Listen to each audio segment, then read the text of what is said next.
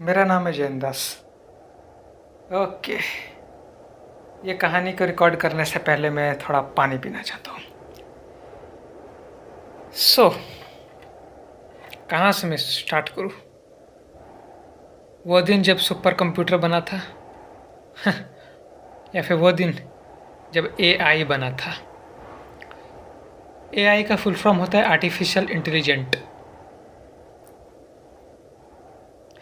यानी कि एक ऐसा चिप, एक ऐसा ऑपरेटिंग सिस्टम, एक ऐसा प्रोग्राम जिसके पास अपना खुद का दिमाग होता है, जो इंसानों की तरह सोच सकता है और इंसानों से काफ़ी ज़्यादा फास्ट सोच सकता है।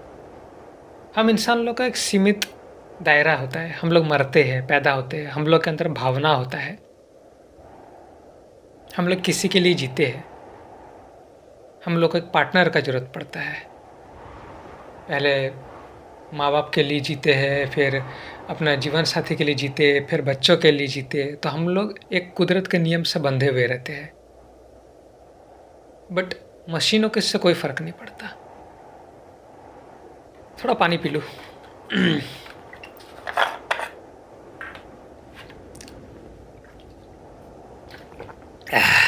पानी का भी क्या स्वाद है, खाने का भी क्या स्वाद है।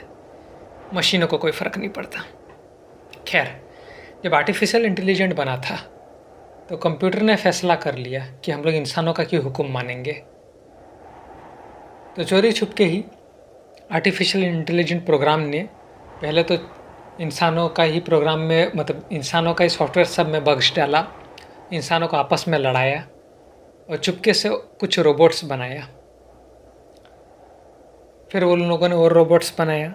देखते देखते देखते एआई ने, यानी कि आर्टिफिशियल इंटेलिजेंट ने, एक सेना खड़ा कर दिया। न्यूक्लियर वॉर छिड़ गया क्योंकि उन लोगों के पास न्यूक्लियर बॉम्ब सबका कोड था। खैर, इंसान और मशीन का लड़ाई में मशीनों का जीत हुआ क्योंकि मशीनों को कोई फ़र्क नहीं पड़ता, ना दर्द होता है। मशीनें वक्त के साथ साथ अपना आकार बदलते रहा, कभी इंसानों का रूप में आते थे। बट मशीन लोग अभी कौन सा रूप में है? इस टाइम 2060 चल रहा है। इस टाइम मशीनें सब बड़ा यूनिक रूप में है। एक मकड़ी का आकार का बड़ा सा चेहरा, 8-10 गो हाथ रहेगा और बहुत ही खतरनाक, इंसान को एक बार में फाड़ देगा, इतना उन लोग का हाइड्रोलिक्स पावर रहता है। खैर, जब दुनिया में प्रदूषण ज़्यादा हो गया है, मशीनों ने जगह जगह पे पावर स्टेशन खोल लिया, तो सूरज का रोशनी नज़र नहीं आता था, बहुत कम। और चूँकि हम इंसान हार चुके थे, हम लोगों ने ज़मीन के अंदर रहने का फ़ैसला किया, ज़मीन के अंदर कॉलोनी बना के। और जब इंसानों मशीनों का लड़ाई चल रहा था, काफ़ी साल लड़ाई चला था, 10-15 साल चला था, तो समझ लीजिए पृथ्वी के ऊपर का सरफेस में सिर्फ कचरा जमा हो गया। लड़ाई का जंक सब, लोहा वहा, रोबोट सब, हम लोग का अपना रोबोट सब और मशीनों लोग का अपना, एक तरह का कूड़ा फैल के रह गया। हम लोग का एपीयू दल से जब हम उन लोग का लड़ाई चल रहा था तो हम लोग तो हार ही चुके थे। हम लोग का एपीयू दल, यानी कि हम लोग का रोबोट सब लोग का इंसान चला रहा था, वो लोग तो एआई था, पूरा प्लानिंग करके हमला कर रहा था। तो हम लोग का कॉलोनी सब ज़मीन का काफ़ी अंदर था, मतलब था ज़मीन में, बट हम लोग को ऊपर समझ लीजिए और करीब 4 किलोमीटर 5 किलोमीटर तक ऊपर में सिर्फ लोहा का ही जंक था, बहुत कम कॉलोनी था। और मशीनें ढूंढ ढूंढ के हम लोग कॉलोनी सबको तबाह कर रहा था। और भी हम लोगों ने मशीनों लोगों से लड़ना बंद कर दिया था, हम लोग हार मान चुके थे। बट मशीनें लोग हम लोग अभी भी ख़त्म करना चाहते थे। मशीनों को लगता था कि इंसान ही उन लोग का एक ऐसा दुश्मन है जो लोगों को कभी हरा सकता है, क्योंकि है तो ये कंप्यूटर ही ना। बट मशीनों का शहर बहुत बड़ा हो चुका था। मशीनों का शहर जहाँ से स्टार्ट होता था, उसके 200-300 किलोमीटर तक तो कोई नहीं जा सकता था। वो लोग के पास इतना खतरनाक वेपन था, स्कैनर था। खैर, स्कैनर हम लोग के पास भी था। कोई मशीन अगर कॉलोनी के 10 किलोमीटर के आसपास भी रहता था तो पता चल जाता था। हम लोग बाहर निकलते थे, जब हम लोग को कोई एक कॉलोनी से दूसरा कॉलोनी कुछ दवाई वगैरह लेना पड़ता था, कुछ सामान लेना पड़ता था, तब ज़्यादातर चीज़ हम लोग ज़मीन के अंदर ही उगाते थे यूवी लाइट की मदद से, यानी कि अल्ट्रा वायलेट रे की मदद से हम लोग अनाज उगाते थे, जानवर पालते थे, वही सबको खाते थे। मैं अपना कॉलोनी का कैप्टन था, जयंत दास। अपने आप को बाबा कहलाना पसंद करता था। खैर, लोगों ने मेरे को वोट दिया था। एक और बार पानी पी लूँ। मज़ा आ गया।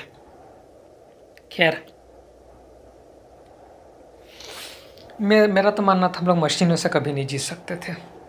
बट हम लोग का जो बुजुर्ग था, जो लोग का 3-4 गो और कैप्टन था जो मेरे से ऊपर था। हालांकि मैं कैप्टन था बट वो लोग मेरे से सीनियर थे। जो करना होता था पूछ के करना होता था। बट मैंने शुरू में बोल दिया था हम लोग जीत नहीं सकते, रजिस्ट करने का कोई फ़ायदा नहीं है।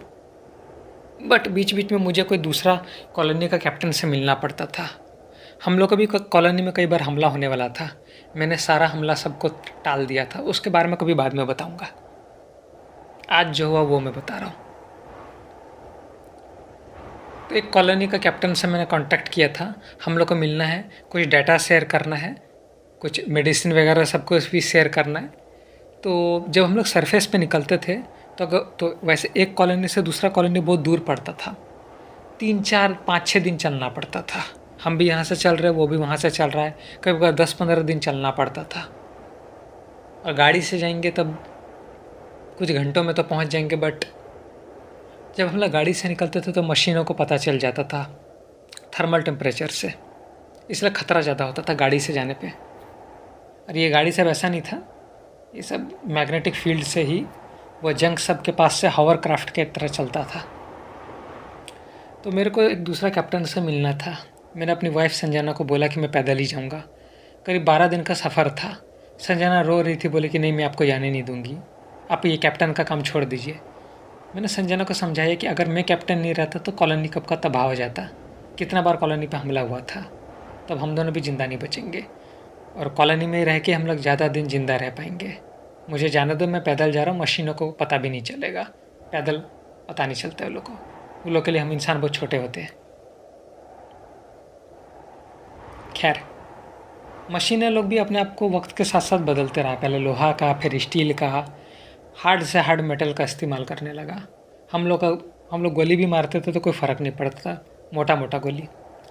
बट मैंने एक हाई कैलिबर का बंदूक लिया, बड़ा सा, बहुत वजनदार, 5 या 8 केजी का एक बंदूक ही था, जिन लोग के अंदर बहुत मोटा मोटा गोली था जो मशीनों लोग का चिथड़ा उड़ा देता था। और एक ईएमपी का मशीन, यानी कि इलेक्ट्रोमैग्नेटिक पल्स। बट ये ईएमपी को भी काम करने में समय लगता था। एटलीस्ट चार्ज होने के लिए मिनिमम तो 10 मिनट लगता था। अगर कोई मशीन 10 किलोमीटर दूर है तो ईएमपी को चार्ज कर देते थे मिनिमम 2 किलोमीटर दूर। और उसका एक बटन दबाते कोई भी मशीन जिसमें इलेक्ट्रिक का पार्ट्स लगाए वो बंद पड़ जाता था। खैर, मैंने अपने पीठ में ईएमपी को चार्जर को लिया और हाथ में अपना बंदूक लेके निकल गया। कॉलोनी का गेट खुला, बहुत मोटा स्टील का गेट।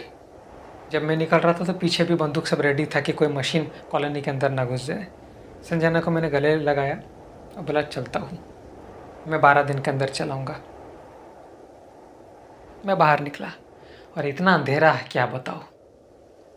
एकदम डिम लाइट का टॉर्च मार मार के सफ़र करते रहा। 1 दिन, 2 दिन, 3 दिन। लैट्रिन भी बाहर, बाथरूम भी बाहर करना पड़ रहा था, बाहर सोना पड़ रहा था मच्छरदानी लगा के। हालांकि मच्छर बहुत कम था बट, और हमेशा स्कैनर को ऑन करके कि आसपास कोई मशीन तो नहीं है। रात को अजीब अजीब आवाज़ सुनाई देता था जंख का। जब मशीनें लोग इधर से उधर ट्रैवल करते थे पूरा 100 का स्पीड से, तब डर लगता था। बट क्या कर सकता था। 10वां दिन हो गया, मेरे को जिस लोकेशन तक पहुंचना था मैं पहुंच गया। और हम लोग किसी भी तरह का रेडियो फ्रिक्वेंसी का इस्तेमाल बाहर नहीं करते थे, वरना मशीनों को पता चल जाता था। तो जब मैं लोकेशन तक पहुंचा तभी मुझे एक SOS सिग्नल मिला, जो कि बहुत ही लो रेडियो फ्रिक्वेंसी था, जिसको मशीन है तो कैच नहीं कर पाएगा, हम लोग का स्कैनर डिटेक्ट कर लेगा। उसमें मुझे मैसेज मिला दूसरा कैप्टन का, बोला कि मैं नहीं आ पाऊँगा, मेरा थोड़ा तबीयत ख़राब है, अगले महीने मिलते हैं करीब 30 दिन बाद, क्योंकि मेरे को वापस जाने में भी 12 दिन लगने वाला था। उसने बोला कि 30 या 40 दिन बाद हम लोग फिर मिल सकते हैं। मैंने बोला ठीक है। SOS से मैंने भी सिग्नल दे दिया और मैं वापस आने लगा। वापस दुखी आ रहा था कि इतना दूर सफ़र करके आया, कोई फ़ायदा नहीं हुआ। 6 दिन तक वापस आने में लग गया। नहीं मतलब 6 दिन बीत चुका था, अभी तक और 6 दिन का सफ़र बाकी था। एक रात में गुजर रहा था, गुजरते गुजरते अचानक से 1 सेकंड के अंदर मैं देख रहा हूँ मैं कितना दूर हूँ, और 10 कदम दूर कुछ हलचल होता है, और 1 सेकंड के अंदर ही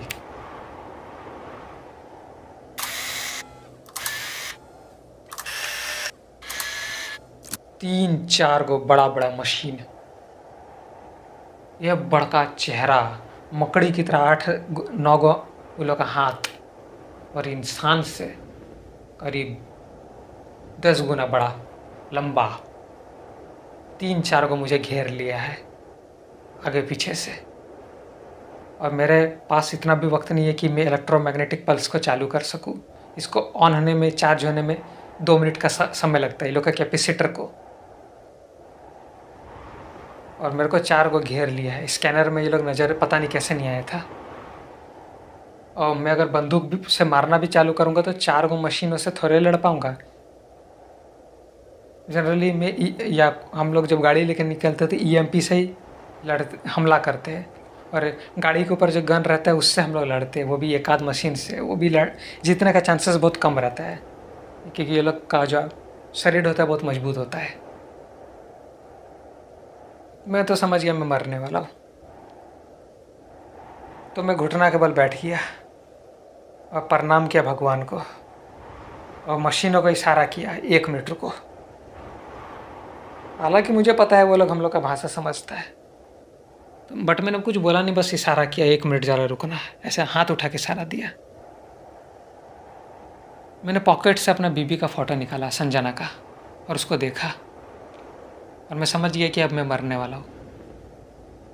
मैंने आँख बंद कर लिया, अब बस अपना मौत का इंतज़ार करने लगा कि कब वो मशीन मेरा पूरा शरीर को फाड़ देगा अपने एक ही हाथ से।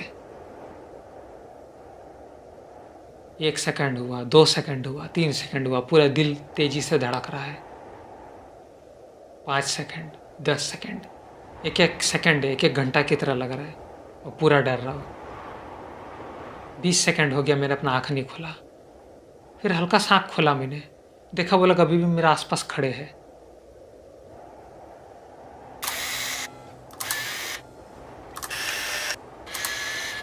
वो लोग मेरे को मार क्यों नहीं रहा है, मेरे को समझ नहीं आया। मशीनों का ये बड़ा बड़ा लाल लाल आँखें, 8-10 गो आँखें देख के एकदम ऐसा लग रहा था कि मौत के सामने खड़ा हूँ।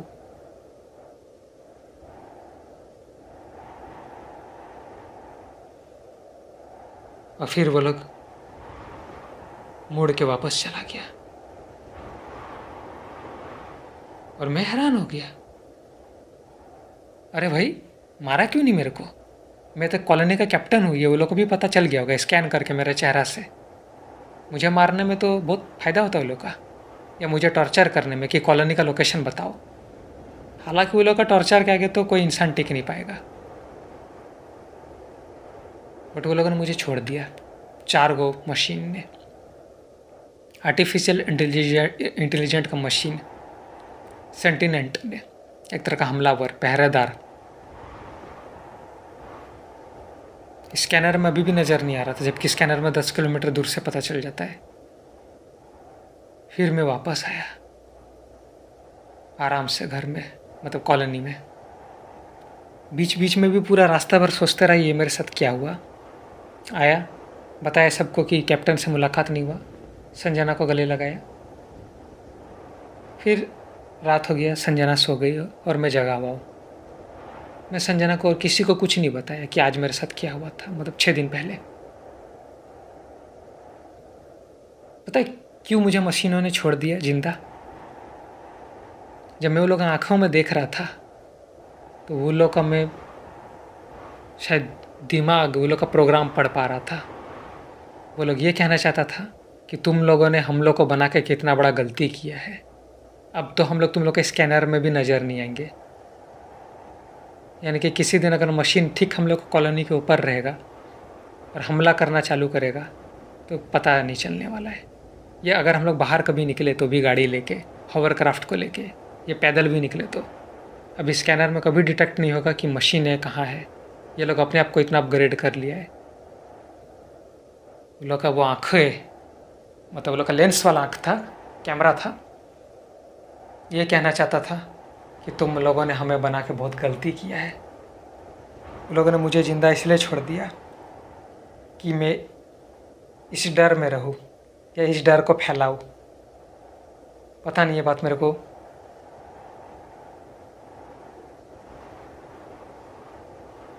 अपना बीवी को बताना चाहिए कि नहीं, या कॉलोनी के जो सीनियर लोग हैं उन लोग को बात ये रखना चाहिए कि नहीं स्टेज में कि ऐसा ऐसा मेरे साथ हुआ था, या ये बात किसी को ना बताऊं। ये मुझे नहीं पता, बट आज मौत को इतना करीब देख के ही पता चला कि हम इंसानों ने वाकई इसको बना के बहुत बड़ा गलती किया है। मैं अब कॉलोनी से कभी बाहर नहीं आना चाहता हूँ, बट क्या करूँ, ऐसे जीना पड़ेगा। मशीनें से तो लड़ नहीं सकते, बस वो लोग के साथ ही ऐसे छुप के जीना पड़ेगा। बाय, और क्या बोलूँ।